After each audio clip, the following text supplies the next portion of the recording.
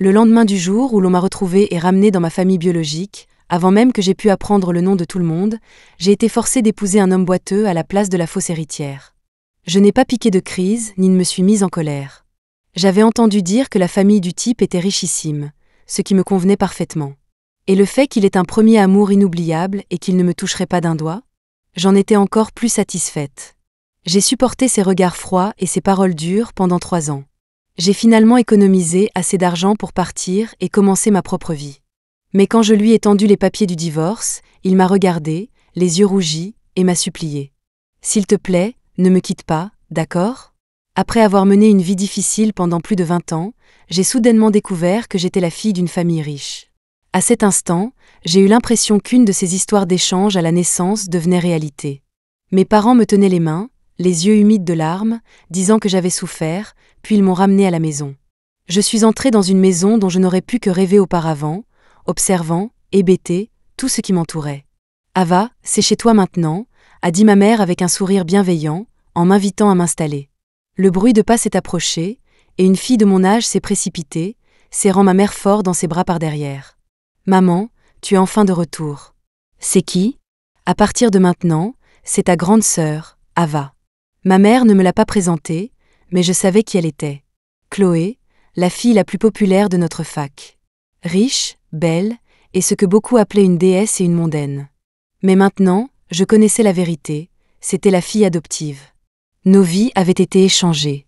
Mais il était évident que mes parents n'avaient aucune intention de nous rééchanger. Chloé n'a pas été surprise par mon arrivée. Mes parents l'avaient probablement préparée, peut-être même lui avaient-ils demandé sa permission. Elle m'a toisé de la tête aux pieds, les yeux remplis de dédain. À table, j'ai rencontré les autres membres de la famille. Je n'avais jamais mangé avec autant de proches auparavant. Alors que je faisais de mon mieux pour mémoriser leur visage, j'ai entendu la voix de ma mère. « Ava, maintenant que tu es de retour, ta mère t'a arrangé un merveilleux mariage. » En entendant cela, Chloé a laissé échapper un ricanement. Elle n'a réussi à l'étouffer que lorsque le jeune homme à côté d'elle lui a lancé un regard. J'ai enfin compris. Ils m'avaient ramenée à la maison uniquement parce qu'ils avaient besoin de quelqu'un pour un mariage arrangé. Ils ne pouvaient se résoudre à envoyer au loin la fille qui avait été à leur côté toute sa vie, alors ils m'ont fait revenir à la place. Le nom de l'homme était Léo. Sa famille était très riche, et le mariage avait été arrangé par nos parents. C'est pourquoi, même si Léo avait son propre premier amour inoubliable, il a dû accepter le mariage. Ava, ton père et moi faisons ça pour ton bien. Avec ta situation actuelle, où trouverais-tu un parti aussi formidable ? Voyant qu'il s'apprêtait à se lancer dans un long discours, j'ai posé mes baguettes et esquissé un petit sourire. Ne vous inquiétez pas, je comprends. Je suis d'accord pour me marier. Sa famille était riche. Pour moi, c'était suffisant. J'en avais tellement marre d'être pauvre. Voyant à quel point j'étais raisonnable, mes parents ont tous deux souri de satisfaction et ont dit qu'ils me préparaient une dot généreuse. Après le dîner, j'étais assise sur le canapé quand Chloé est de nouveau apparue derrière moi. Elle a posé ses 2 mains fines et blanches sur mes épaules dans un geste qui se voulait intime. Son visage était même souriant.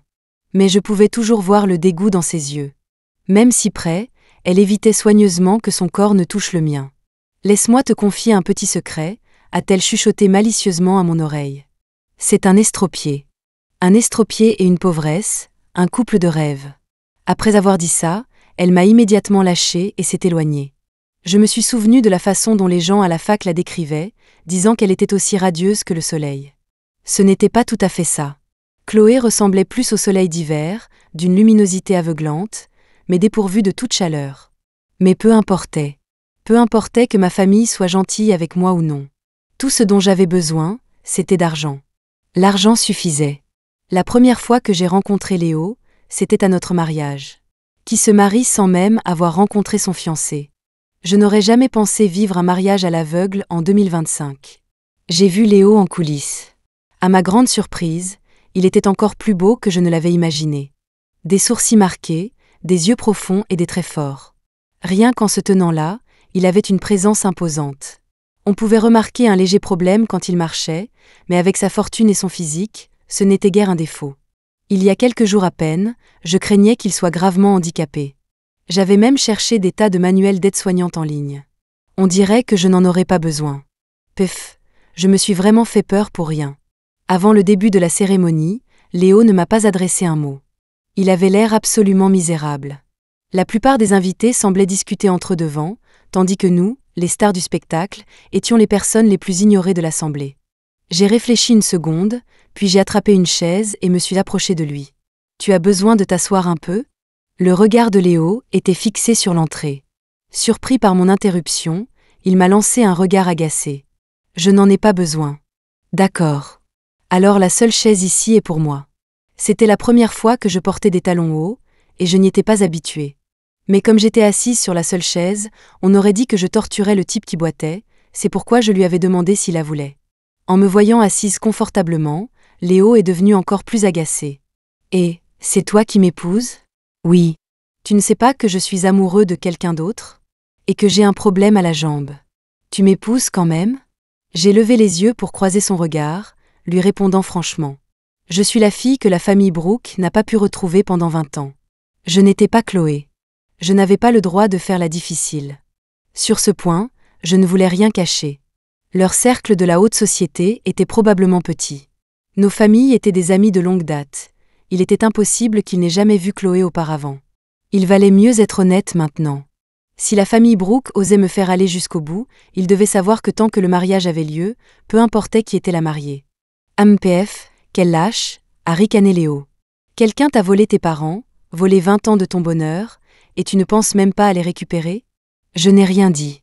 Voyant mon attitude soumise, Léo a juste marmonné, ennuyeuse. Bientôt, le mariage a commencé. Je ne connaissais aucun des invités.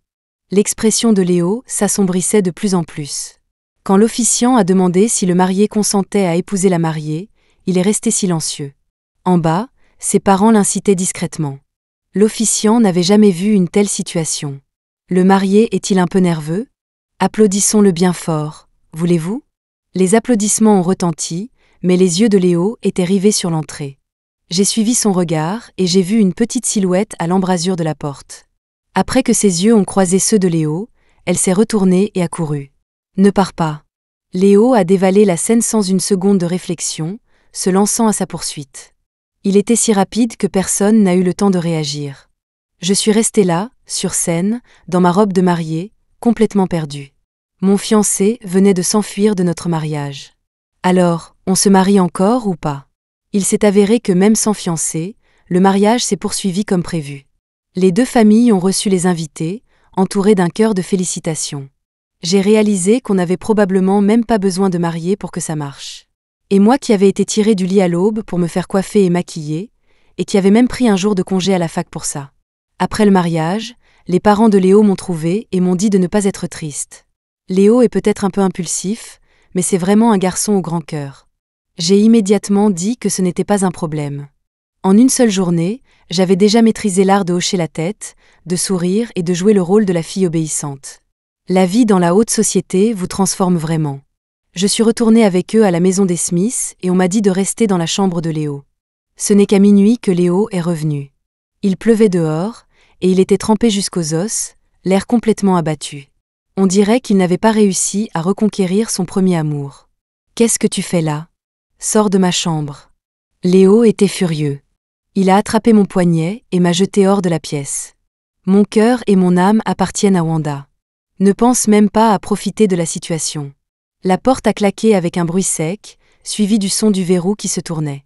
J'étais enfermée dehors par Léo, laissée seule dans le couloir froid. Pire encore, toutes les chambres d'amis étaient fermées à clé. Je me suis souvenue de ce que la mère de Léo m'avait dit plus tôt, affirmant mystérieusement que je devais bien m'entendre avec son fils. Malheureusement, elle ne comprenait vraiment pas à quel point son fils était dévoué. N'ayant pas d'autre choix, j'ai dû passer la nuit sur le canapé du salon du 2e étage. C'était l'inconvénient d'un immense manoir. Tout était contrôlé par la domotique. Je ne pouvais même pas atteindre le bouton pour fermer manuellement la fenêtre au-dessus de moi. Tout ce que je pouvais faire, c'était me recroqueviller sur le canapé et supporter le courant d'air froid toute la nuit. Mais bon, au moins le canapé était moelleux, bien plus confortable qu'un banc de parc. J'ai déjà dormi sur des bancs de parc. Le vent était glacial, le matériau était dur, et je n'osais jamais dormir trop profondément. Même le passage d'un chat errant me réveillait en sursaut. J'ai dormi comme ça pour la nuit, jusqu'à ce que la femme de ménage de la famille me réveille en se préparant à faire le petit déjeuner. Léo a été surpris de constater que j'avais dormi sur le canapé toute la nuit. Apparemment, il ne savait pas que les chambres d'amis étaient fermées à clé. Mais même après l'avoir découvert, il n'a pas eu de grande réaction. Il m'a juste toisé de haut en bas, le visage plein d'impatience. Tu fais toute une histoire pour rien. Tu n'as pas pensé à demander à quelqu'un de t'ouvrir une porte ? Je ne voulais pas me disputer avec lui pour des broutilles. J'avais un cours à 8 heures et j'étais pressée d'aller à la fac. Voyant mon silence, Léo s'est encore plus irrité et a donné un coup de pied dans la chaise sur laquelle j'étais assise. Et, tu n'aurais pas pu te rebeller contre ce mariage ? J'ai fait une grève de la faim pendant 3 jours. Ils étaient sur le point de céder, mais ils ont appris que la fille de la famille Brooke était prête à m'épouser, et tous mes efforts ont été vains. Il a attrapé le dossier de la chaise et l'a tiré, me faisant pivoter vers lui. Léo s'est soudainement penché, me fixant dans les yeux et disant, mot pour mot, « Tu n'as pas le béguin pour moi, n'est-ce pas ? Tu as délibérément voulu m'épouser ?» J'ai fini la dernière bouchée de mon toast, je me suis essuyé la bouche avec une serviette, et j'ai enfin parlé. On s'est rencontrés pour la première fois au mariage hier, n'est-ce pas ? D'ailleurs, une grève de la faim, ça marche pour toi parce que tes parents tiennent à toi. Mais moi, je n'avais rencontré la famille Brooke que pour la 2e fois le jour de mon mariage. Faire une grève de la faim ne m'aurait servi à rien d'autre qu'à sauter quelques repas et à avoir des vertiges. Ça n'aurait affecté personne d'autre. Un enfant qui pleure attire l'attention de sa mère. Moi, je n'en ai pas. Aller de la maison de Léo à la fac était un peu compliqué, et j'ai failli arriver en retard à mon cours de 8 heures. L'amphi était presque plein quand je me suis enfin dépêchée d'entrer. Chloé a été clairement surprise de me voir entrer dans la salle. Qu'y a-t-il de surprenant ? J'ai toujours été une inconnue. Même si nous sommes dans la même filière, il est tout à fait normal qu'elle n'ait pas su qui j'étais pendant les 3 dernières années. C'était un cours optionnel. Le professeur faisait surtout passer des groupes pour des exposés, les autres groupes faisant des critiques. Par coïncidence, le sujet de la présentation de Chloé portait sur les relations familiales. Alors, avant de commencer, elle m'a lancé un sourire provocateur. Pour l'étude de cas positive de cette présentation, je vais utiliser ma propre famille. Chloé a commencé à raconter des histoires sur sa famille, décrivant une vie où elle était comblée d'amour. Ses parents l'emmenaient voyager dans le monde entier et assistaient à chaque événement important de sa vie. Elle avait un grand frère qui la couvrait d'attention à la maison. Elle n'avait pas besoin de travailler, elle pouvait avoir tout ce qu'elle voulait. La recherche montre que les enfants issus de familles aimantes deviennent plus confiants et courageux. Chaque fois qu'elle racontait un souvenir d'enfance heureux, elle me jetait un regard entendu. À la fin de la présentation, beaucoup de gens avaient des regards envieux. Si seulement je pouvais vivre la vie de Chloé, ne serait-ce qu'un jour. Oui, sa vie est mon rêve. Voyant qu'elle avait fini, le professeur a commencé à demander des volontaires pour faire leurs critiques. C'est alors que Chloé a repris la parole. « Professeur, puis-je demander à Ava de faire ses commentaires ? » « Bien sûr. »« Ava est-elle là ?» Chloé s'est tournée vers moi avec un sourire malveillant. « Ava, pourrais-tu commenter mon enfance, s'il te plaît ?» On m'a demandé de me lever. Faisant face au regard de tout le monde, j'ai parlé calmement. Ça a l'air très heureux. Je suis assez envieuse. Le sujet est également très novateur et mérite qu'on s'en inspire. Même si c'était une réponse convenue, le professeur n'a pas insisté et est passé à quelqu'un d'autre. Mais Chloé ne se souciait plus de l'avis des autres. Elle me fusillait du regard avec ressentiment. Après le cours, alors que je rangeais mes affaires pour aller à mon petit boulot, Chloé m'a soudainement arrêtée. Elle a tapé dans ses mains pour attirer l'attention de tout le monde, puis s'est approchée et m'a pris la main d'un air amical. Je veux dire quelque chose à tout le monde. Ava est aussi l'enfant de mes parents. Nous sommes sœurs. C'est juste dommage qu'à cause d'un accident, elle n'ait pas grandi avec notre famille. Ces mots ont provoqué une vague de chuchotements dans la salle. Elles ne se ressemblent pas du tout. Chloé a l'air d'une riche princesse, mais Ava. Elles ont des noms de famille différents, aussi. Il y a peut-être un drame derrière tout ça ? J'ai entendu dire qu'Ava avait des petits boulots et a même demandé une bourse sur critères sociaux. Comment pourrait-elle être une riche héritière ? Les chuchotements de la foule ont rendu le sourire de Chloé encore plus large, et sa poigne sur ma main s'est resserrée. Qu'est-ce qu'on fait ? Personne n'y croit. C'est vrai que tu as vécu à l'extérieur si longtemps. Et si je parlais à maman et papa pour qu'ils te laissent venir à la maison de temps en temps ? Je peux te prêter mes vêtements. Si tu t'habilles un peu, peut-être que tu auras l'air d'appartenir à notre famille. J'ai retiré ma main, ignorant les marques rouges que sa poigne avait laissées, et je l'ai regardé droit dans les yeux. Et alors ? Ce n'est pas comme si tu étais l'enfant la plus chérie de la famille de toute façon. Le sourire de Chloé s'est figé une seconde avant qu'elle ne réplique. Qu'est-ce que tu racontes ? Maman et papa m'aiment le plus, même si je ne suis pas leur fille biologique. C'est parce qu'ils s'en fichent. Tu ne vas hériter ni de l'entreprise, ni d'aucun bien important de toute façon. Tu es juste un animal de compagnie pour les amuser, quelque chose pour égayer la maison. Peu importe que tu sois la vraie ou la fausse. C'est celle qui apporte le plus de valeur affective qui reste. J'ai jeté un coup d'œil à ses vêtements de marque. Son visage est devenu pâle, et elle semblait sur le point de s'effondrer. Tu mens. Je n'ai pas besoin de mentir. Tu ne le sens pas? Le véritable héritier, c'est ton frère. Il le prépare parce qu'ils partagent leur sang. Si l'héritier était un imposteur, il ferait certainement quelque chose. Après tout, un imposteur serait un rappel constant qu'ils ont été trompés. Mais s'il s'agit juste d'un petit animal de compagnie qui n'a pas besoin d'hériter de la fortune familiale, juste quelqu'un à garder et à gâter. Je me suis approchée de Chloé, et elle a tremblé et reculé. Un animal de compagnie n'a pas besoin d'hériter d'une entreprise, n'a pas besoin d'être formé pour gagner de l'argent. Il doit juste garder ses propriétaires heureux. Voyant Chloé trembler comme une feuille, je lui ai tapoté l'épaule. Mais bien sûr, entre toi et moi, ils t'aimeront certainement plus après toutes ces années passées ensemble. C'est pour ça que tu peux rester.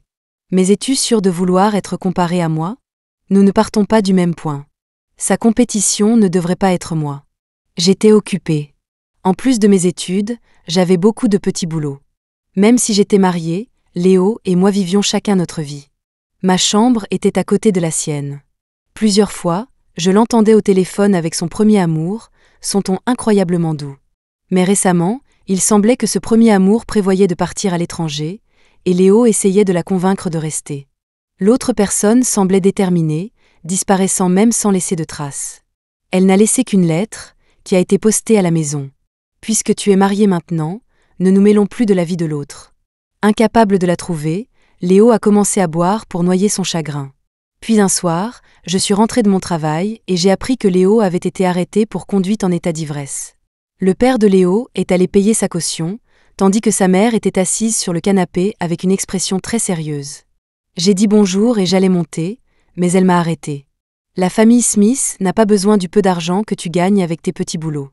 Nous avons accepté ce mariage parce que nous espérions que tu pourrais garder un œil sur mon fils.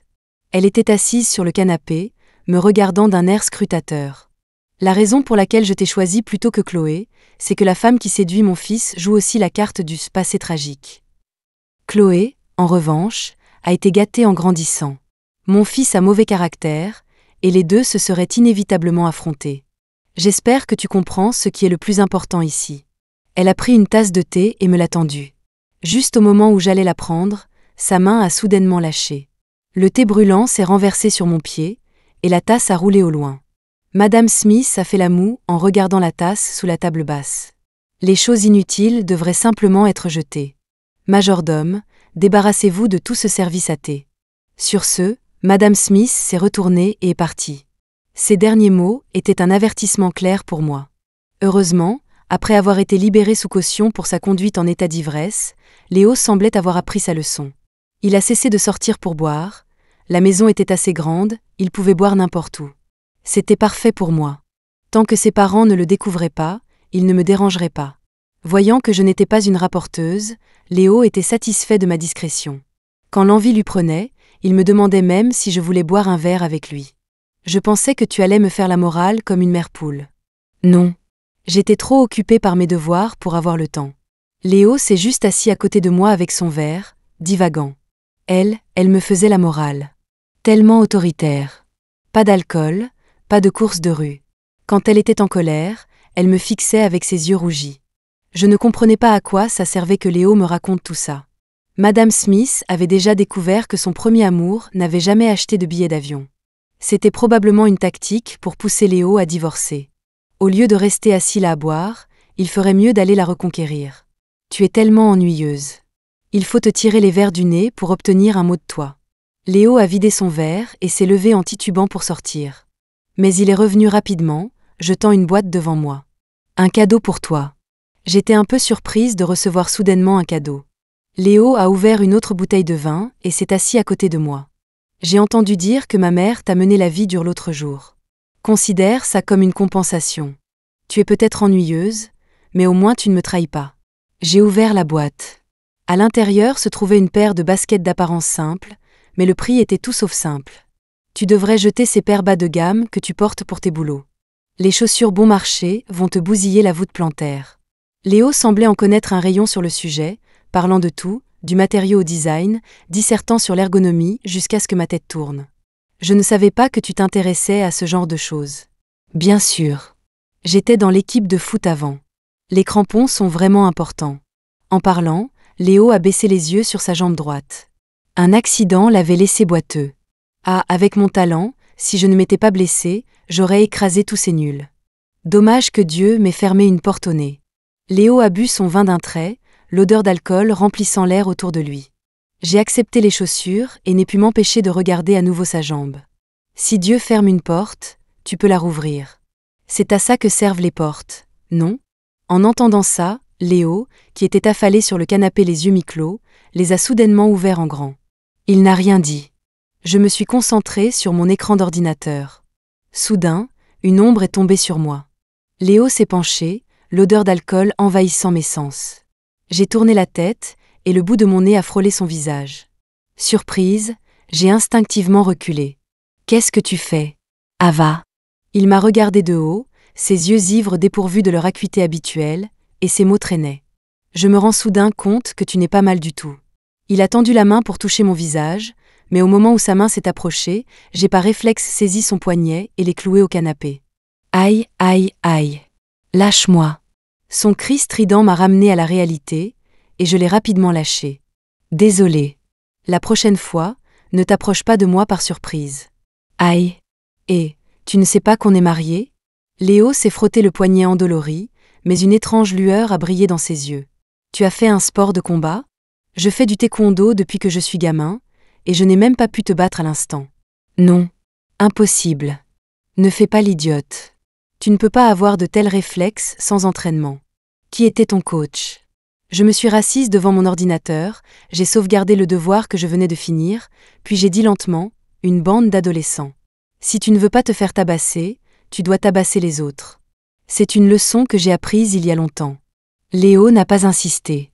Mais à partir de ce jour, son attitude envers moi a commencé à changer, presque sans qu'il s'en aperçoive. Il est devenu curieux de mon passé et a commencé à me poser beaucoup de questions. Parfois, quand il était de bonne humeur, il me laissait entrer dans sa chambre. Un mur entier était couvert de trophées. Léo me présentait chaque trophée, un par un, en expliquant leur signification. Le jour de la fin de mes examens, il est même venu me chercher en voiture à la fac, disant qu'il voulait m'emmener faire quelque chose d'amusant. Je ne m'attendais pas à ce que ce soit joué au football. Léo a appelé quelques amis, et nous avons joué toute la journée. Quand Madame Smith a appris ça, elle m'a appelé, ravie, et a fait envoyer d'autres cadeaux. J'ai passé le nouvel an avec Léo. Je l'ai accompagné chez les Smith pour quelques fêtes. Mais le soir du réveillon, Léo a été appelé au téléphone et a dû partir. J'ai vu le nom de l'appelant, Wanda. Madame Smith l'a vu aussi, mais elle a gardé le sourire et m'a juste tapoté discrètement la main. Ce ne sont que de petites manigances. N'y prête pas attention. Je place de grands espoirs en toi. Tout ce que je peux dire, c'est que Madame Smith avait mal jugé la situation. Même si ma relation avec Léo s'était un peu dégelée, nous restions distants. J'étais très contente de la situation, jusqu'à ce que la famille Brooke m'appelle et me demande de venir dîner. C'était le 3e jour du nouvel an lunaire, et tout le monde était là. La personne qui m'a ouvert la porte était mon frère nominal, Chris. Tout le monde s'est réuni pour le dîner, mais l'atmosphère était étrangement silencieuse. J'ai regardé autour de moi et j'ai réalisé que c'était parce que Chloé n'avait pas dit un mot. Qu'est-ce qui se passe avec Chloé en ce moment ? Elle est soudainement devenue si silencieuse, a dit Madame Brooke avec une pointe d'insatisfaction. Chris est intervenu pour apaiser les choses. Elle aura 22 ans après le nouvel an. Il est temps pour elle d'être un peu plus mature. Je n'aimais pas l'atmosphère chez les Brooke, même s'ils étaient mes parents de sang. Après le dîner, Madame Brooke a finalement révélé la raison pour laquelle elle m'avait appelée. Ava, comment ça se passe avec Léo ? Vous êtes mariés depuis 6 mois. Il serait temps que vous ayez un enfant. Je ne m'attendais pas à ce qu'il soit encore plus pressé que Madame Smith. Je n'avais même pas encore mon diplôme, et il me poussait déjà à avoir un bébé. Il y a un bon projet qui se présente, et nous voulons nous associer avec la famille Smith. Mais notre entreprise a eu quelques pertes récemment, alors si la famille Smith pouvait nous accorder une petite réduction. Madame Brooke m'a tendu une tasse de thé. Plus tard, demande au majordome de mettre la soupe de nid d'hirondelle et les autres choses dans ta voiture pour que tu les emportes. Tu dois préparer ton corps au plus vite. » Chris, assis sur le canapé en face de moi, a ajouté « Léo est encore jeune. Un enfant l'aidera à se ranger, et tu pourras consolider ta position dans la famille Smith. » Avant que je puisse répondre, le majordome avait déjà chargé tous les fortifiants dans la voiture. Il semblait tout planifier pour mon bien, mais il se fichait que cela contrarie mes propres projets. Je n'ai aucune intention d'avoir un enfant. Léo et moi n'avons même jamais couché ensemble. En entendant cela, Madame Brooke a calmement glissé une petite fiole dans ma main. « Tu es une femme. Il suffit d'un claquement de doigts pour obtenir ce que tu veux de Léo. » Après avoir vu l'étiquette sur la fiole, je me suis immédiatement levée pour partir, mais Chris m'a arrêtée. « Arrête, Ava. Tu n'as pas le choix. Ta grand-mère attend que tu lui sauves la vie. » J'avais déjà franchi la porte, mais ces mots m'ont fait m'arrêter net. Ma grand-mère était toujours à l'hôpital. À l'époque où j'étais au bout du rouleau, la famille Brooke m'avait retrouvée et avait promis de lui trouver les meilleurs médecins. Son traitement était à un stade critique. Si j'abandonnais maintenant, tous les progrès seraient vains. Des pas se sont approchés par derrière, et Madame Brooke est venue à mes côtés. Son sourire était toujours là, mais il n'atteignait pas ses yeux. « Ton frère plaisantait avec toi. Tu es notre fille. Puisque nous sommes une famille, nous prendrons aussi soin de ta grand-mère. » En parlant, elle a repoussé la fiole dans ma paume. « Tu sais ce que tu as à faire, n'est-ce pas ? » Je savais. Je n'ai jamais eu le choix. C'était le premier nouvel an que je ne passais pas avec ma grand-mère. Elle était prise en charge par une aide-soignante engagée par la famille Brooke, et je n'étais pas autorisée à la voir. Je voulais voir ma grand-mère, mais Madame Brooke m'a dit de finir d'abord la tâche qu'elle m'avait confiée. Léo rentrait de moins en moins souvent à la maison. Les quelques fois où nous nous croisions, il sentait le parfum. Ses yeux se détournaient, comme s'il voulait me dire quelque chose, mais avant qu'il ne puisse commencer, j'étais déjà retournée dans ma chambre. Les vacances du Nouvel An étaient terminées, et les cours allaient reprendre. Alors que j'organisais mes notes, Léo est rentré. Le claquement violent de la porte d'entrée suffisait à me dire qu'il était de mauvaise humeur. « Je t'ai dit que j'ai mes propres projets. Arrête de me mettre la pression. Pas maintenant, absolument pas. Elle ne peut pas me quitter.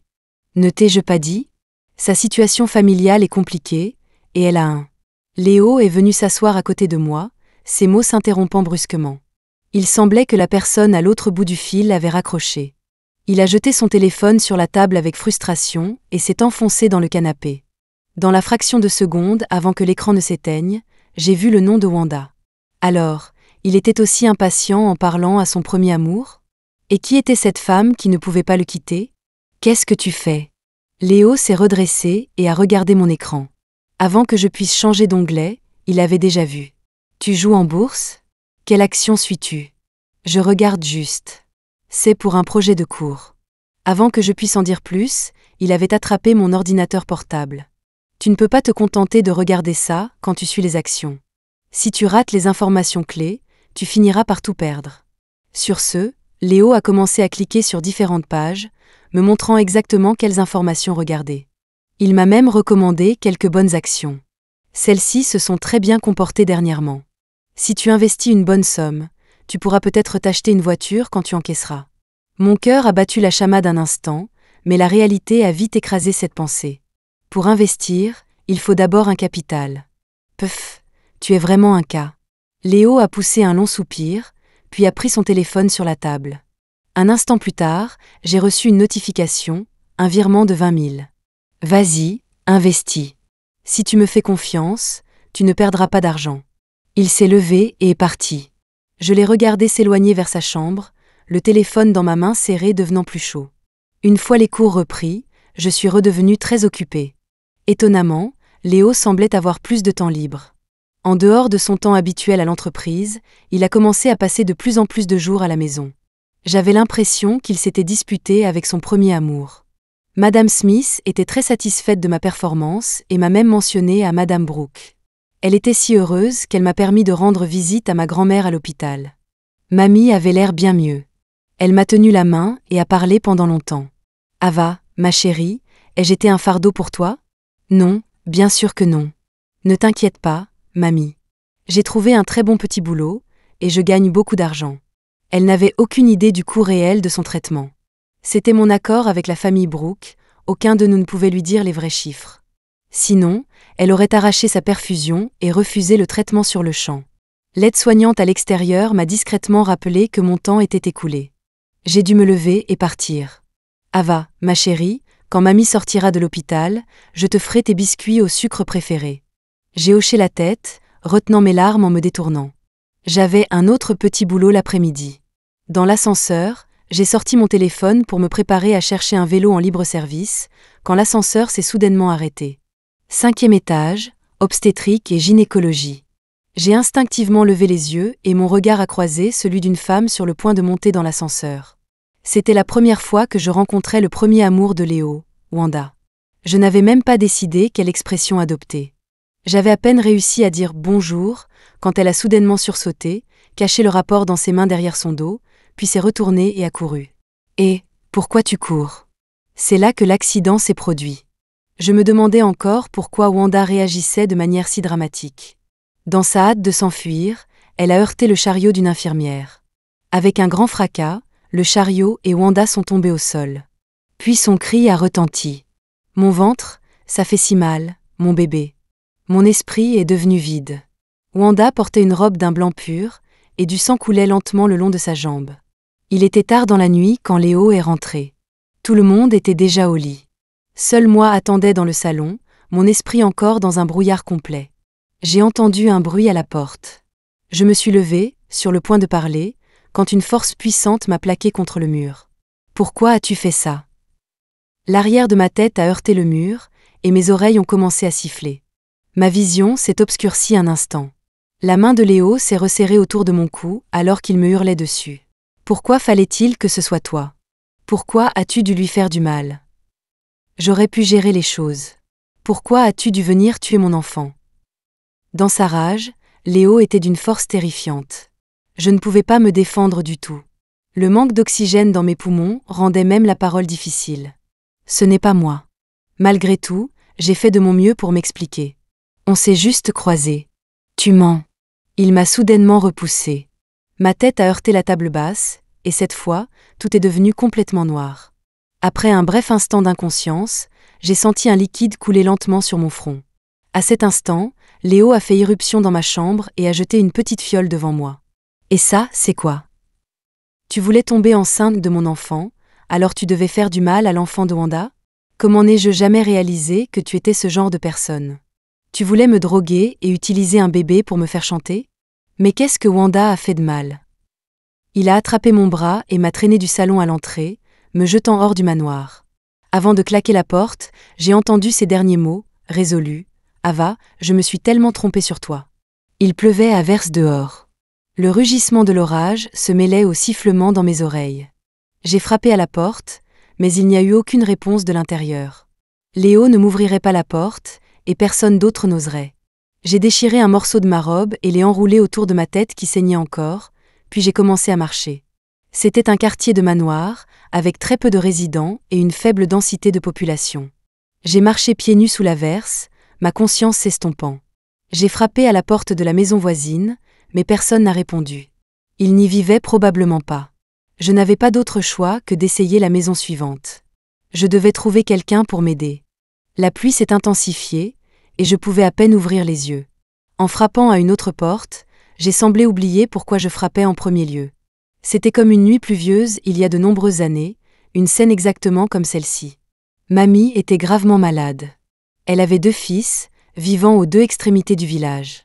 J'ai couru sous la pluie battante et j'ai frappé à la première porte. « Tonton, mamie est malade, je... » « Dégage, va trouver son autre fils. » La porte a claqué. J'ai dû aller à l'autre maison. En chemin, je suis tombée et je me suis coupée sur un clou. Le sang et l'eau de pluie se sont mélangés, laissant une longue traînée sur le sol. Ma main tremblait en frappant. Bientôt, la porte s'est ouverte. Le fils de mamie se cachait à l'intérieur. C'est sa femme qui a ouvert la porte. « Cette vieille bique est morte, pour que tu viennes ici comme un oiseau de mauvais augure. »« Non, Tati, mamie n'arrive plus à respirer. »« Où est tonton ?» J'ai essayé de me précipiter à l'intérieur, mais j'ai été repoussée par la femme. Elle m'a giflé violemment.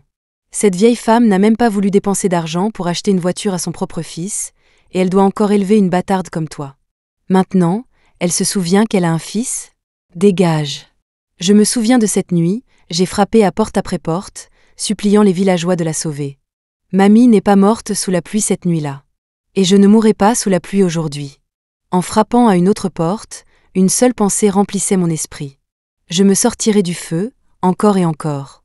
Finalement, cette fois, la porte s'est ouverte. Une belle femme se tenait à l'intérieur. « Bonjour, je peux vous aider ? Je suis désolée, s'il vous plaît, aidez-moi. » Je ne pouvais plus tenir. Je me suis effondrée sur le seuil, les cris de la femme étant la dernière chose que j'ai entendue avant que mes yeux ne se ferment. Quand je me suis réveillée, j'étais à l'hôpital. Le médecin m'avait fait 7 points de suture à la tête. Commotion cérébrale et forte fièvre. Un peu plus tard, et ça aurait été grave. La femme était restée avec moi toute la nuit. Je l'ai remerciée, mais elle a juste agité les mains d'un air dédaigneux. Ce n'est rien. T'aider, c'est comme faire une bonne action. Je me suis reposée à l'hôpital pendant quelques jours. Pendant ce temps, j'ai emprunté le téléphone d'un inconnu pour envoyer un message à Léo expliquant ce qui s'était passé. Je ne pouvais pas me laisser accuser à tort pour ça. Madame Smith est venue me voir, son ton impatient. Tu ne peux même pas gérer une petite chose comme ça. Tu laisses cette femme jouer ses jeux. Elle a demandé à son assistant de payer mes frais médicaux, puis elle est partie. Après ma sortie, je suis retournée au manoir pour récupérer mes affaires. Le désordre de cette nuit avait été nettoyé. La femme de ménage m'a regardée, voulant dire quelque chose mais se retenant.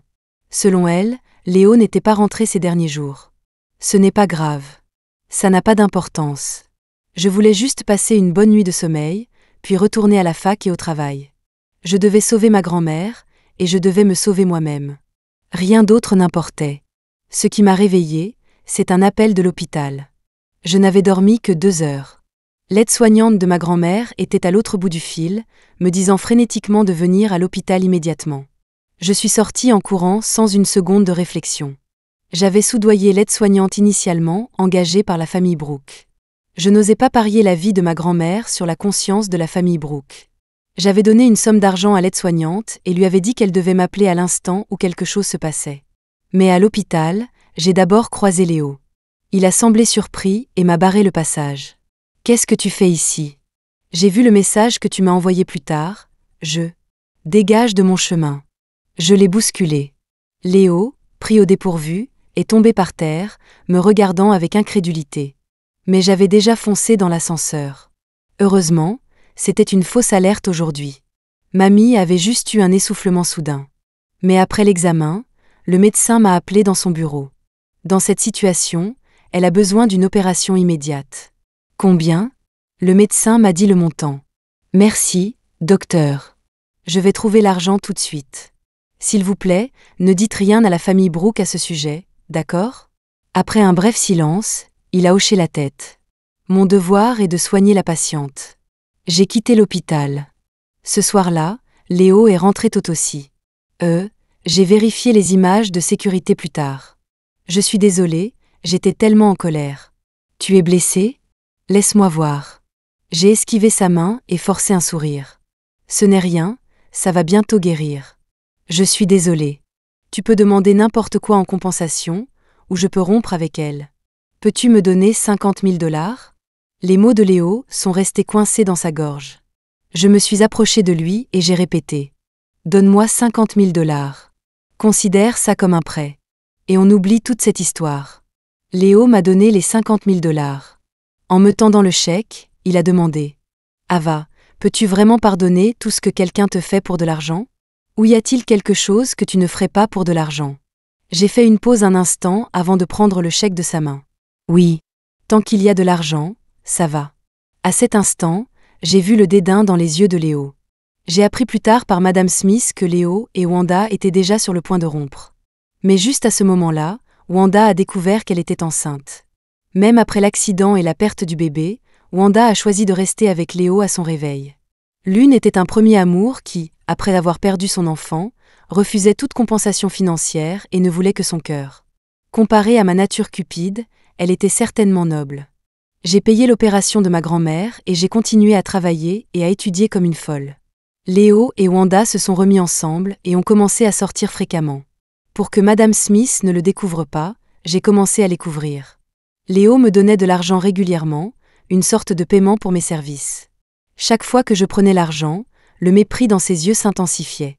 Ava, je pensais que tu étais différente, mais il s'avère que tu es comme les autres. Bien sûr, je ne suis pas différente. Nous sommes tous humains, et nous devons tous travailler dur pour gagner notre vie. La vie à la fac était morne, jusqu'au jour où la nouvelle s'est répandue que Chloé n'était pas venue en cours. Elle a disparu pendant 2 semaines complètes, et personne ne savait où elle était allée. J'ai reçu un appel de la famille Brooke, me demandant de venir dîner. Même si leur plan pour que je tombe enceinte avait échoué, ils n'étaient pas en colère. Au contraire, ils m'ont accueilli avec des sourires.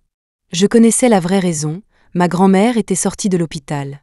J'ai loué un petit appartement et engagé une aide-soignante pour s'occuper d'elle. Ils avaient perdu leurs moyens de pression sur moi, alors ils devaient se montrer aimables. Mais je n'étais pas encore en position de couper complètement les ponts. À table, Madame Brooke a fait une grande annonce. Chloé allait se marier. Cette fois, le fiancé était encore pire, un homme d'une 30aine d'années qui avait déjà un enfant. Il détenait la clé d'un projet important que la famille Brooke convoitait, alors Chloé devait l'épouser. Quand elle a refusé, ils lui ont coupé tout soutien financier et l'ont enfermée dans sa chambre, lui faisant porter ses repas. Lors d'une de ses livraisons de repas, elle a réussi à s'échapper en bas, ses vêtements en désordre et ses cheveux en bataille, ressemblant à une folle. À la porte d'entrée, Chris l'a arrêtée et l'a giflée. Cette famille t'a gâtée pendant plus de 20 ans. Il est temps que tu nous rembourses. N'oublie pas, tu n'es même pas une vraie Brooke. Tu devrais être reconnaissante d'avoir pu vivre si heureuse pendant si longtemps. Chloé gisait sur le sol, hurlant hystériquement, tandis que chaque membre de la famille Brooke, vêtu de ses vêtements exquis, la regardait avec une froide indifférence. Avant de partir, Madame Brooke m'a pris la main et m'a dit que je lui ressemblais beaucoup. Ta mère s'est tellement ennuyée de toi. Tu es ma fille la plus précieuse et la plus aimée. Les 2 hommes à côté d'elle, l'un a dit que l'amour d'un père pour sa fille est infini, l'autre a dit que j'étais sa seule sœur. C'était dégoûtant. Cette vie dégoûtante a duré très, très longtemps. Jusqu'à ce que Wanda tombe de nouveau enceinte. Cette fois, elle a apporté les résultats du test de grossesse directement à Madame Smith. Cette fois, Léo a été surpris aussi. Selon lui et Wanda avaient été ensemble par intermittence depuis si longtemps qu'ils n'avaient pas couché ensemble depuis une éternité. Madame Smith était furieuse. Dans un accès de colère, elle m'a giflé. Tu ne peux même pas contrôler ton propre mari. À quoi sers-tu ? Après son départ, seuls Léo et moi sommes restés dans le manoir. Après un court silence, il a parlé anxieusement. On m'a clairement tendu un piège. Elle m'a délibérément saoulée. Cette femme m'a vraiment trompée. Léo et Wanda étaient empêtrés depuis des années. Peut-être que la nouveauté s'était estompée, ou peut-être parce que personne n'était là pour le découvrir et intervenir grâce à mes couvertures. Leur relation sans heurts avait rencontré un obstacle. Léo voulait rompre, mais Wanda refusait. Ils se disputaient à ce sujet depuis. Ava, Ce n'est pas grave. C'est entre vous deux. Tu devrais décider par toi-même. J'ai pris une poche de glace et l'ai pressée sur mon visage. Léo s'est approché et m'a examiné. Je réalise que nous n'avons pas eu de vraie discussion depuis longtemps. Tu n'es même pas en colère contre moi. Ce n'est pas grave, tu peux te défouler sur moi cette fois. Très bien alors. Divorçons. J'ai saisi sa proposition. Léo s'est figé sur place. Oh, tu es si en colère que ça ? Mais après avoir réalisé, un éclair de joie folle a traversé son visage.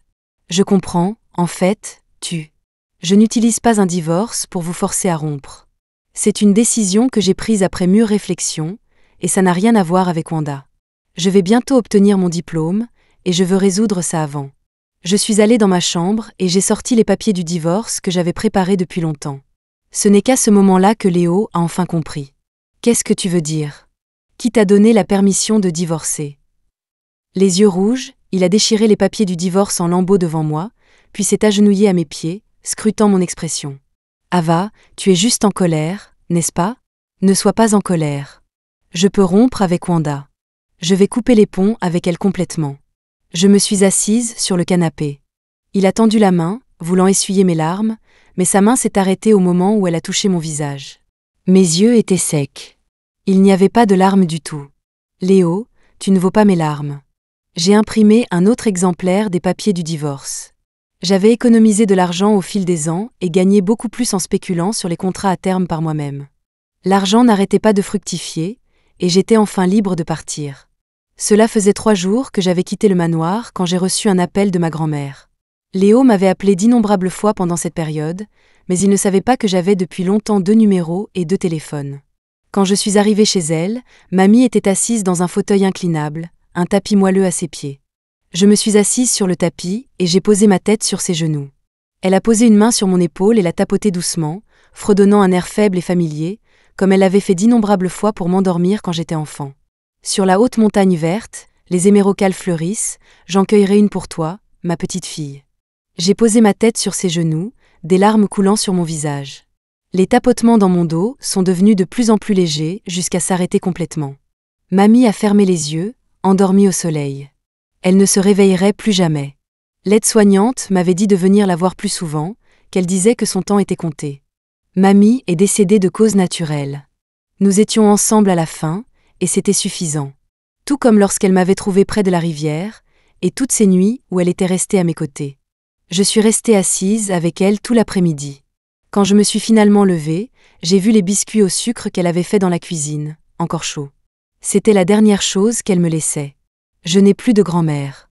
Ma seule famille est partie. L'un des avantages d'être proche de la fin des études, c'est qu'il est facile de prendre des jours de congé. J'ai pris un mois de congé, et personne n'a rien dit. J'ai passé ce mois à organiser les funérailles de ma grand-mère. Elle avait dit qu'elle ne voulait pas retourner au village. Ses 2 fils avaient déjà partagé ses terres depuis longtemps. Ava, ma chérie, fais-moi simplement incinérer. Laisse le vent m'emporter. Désormais, chaque fois que le vent soufflera, ce sera mamie qui pensera à toi. Tu n'es pas seule. Tu dois continuer à vivre, forte. Je suis allée au bord de la mer et j'ai dispersé les cendres de ma grand-mère au vent. Le comité du village a été informé de son décès. D'une manière ou d'une autre, ces 2 hommes ont obtenu mes coordonnées et m'ont appelé frénétiquement, demandant si mamie avait laissé un héritage. Quel héritage aurait-elle pu avoir? Elle avait travaillé dur toute sa vie. Mais ces 2-là n'ont pas lâché l'affaire. Ils ont insisté pour que je leur donne de l'argent. Ils ont prétendu que puisque mamie avait utilisé sa retraite pour m'élever, ils devaient la récupérer pour elle. Ils m'ont suivi jusqu'ici et m'ont coincé à la porte de la fac. J'ai appelé la police et les ai fait embarquer tous les 2.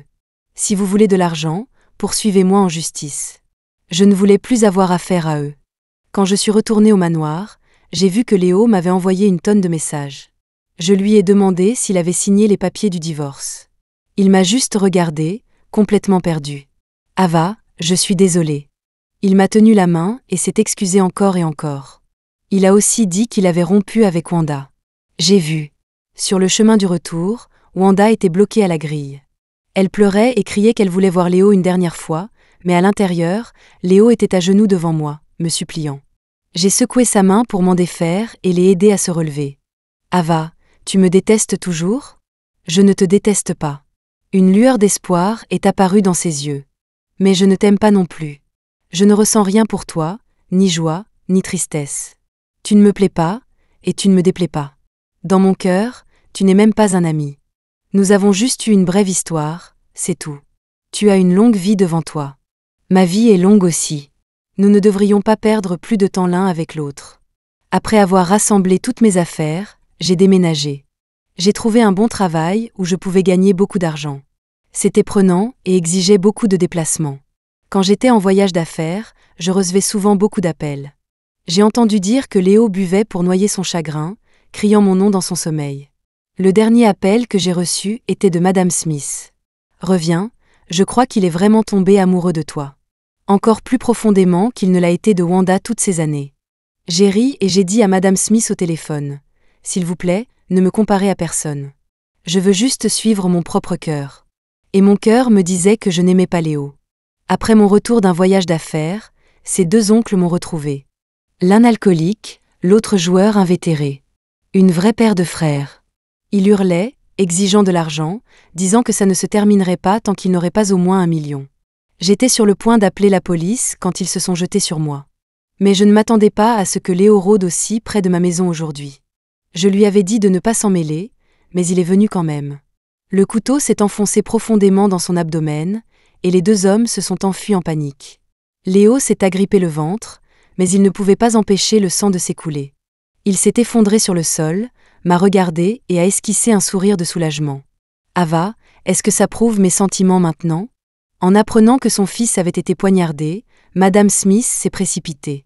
Quand elle est arrivée à l'hôpital, elle était toujours au téléphone, disant à la personne à l'autre bout du fil de s'assurer que les deux hommes soient attrapés et passent le reste de leur vie en prison.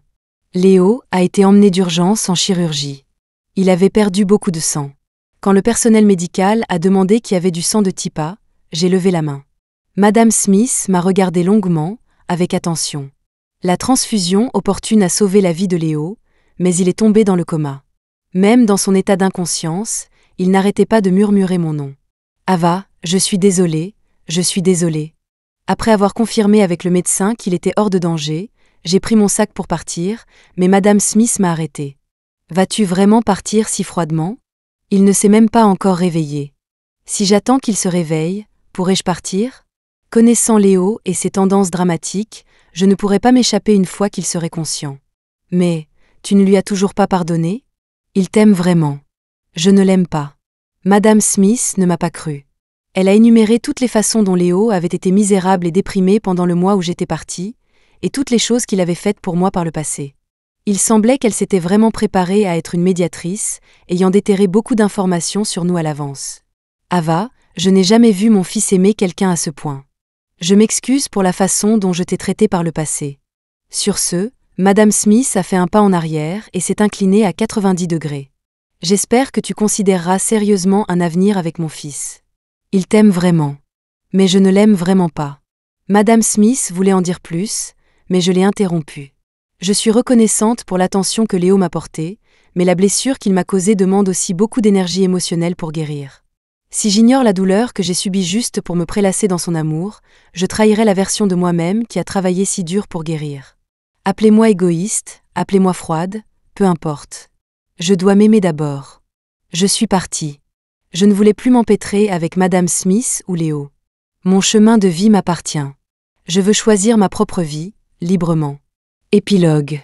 La fois suivante où j'ai croisé Ava, c'était 6 ans plus tard. Cette ville n'est pas si grande, mais elle n'est pas si petite non plus. Il a fallu tout ce temps à Léo pour la revoir enfin. Elle avait tellement changé. Vêtue d'une robe de soirée, elle se déplaçait dans la foule, entourée de louanges. Elle était devenue une nouvelle étoile du monde des affaires, avec un flair pour les investissements qui ne se trompait jamais. Quelqu'un a tapé sur l'épaule de Léo et a dit « Son style d'investissement ressemble beaucoup au tien. » Intéressé d'aller lui dire bonjour ? Léo a hésité un instant, puis a décliné. Bien sûr que c'était similaire. Parce qu'elle était intelligente.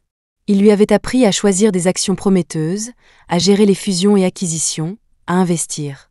Il lui avait tout appris, pas à pas, la façonnant en une version de lui-même. Et tout aussi froide que lui. Après s'être réveillé à l'hôpital, Léo a su que c'était fini entre eux.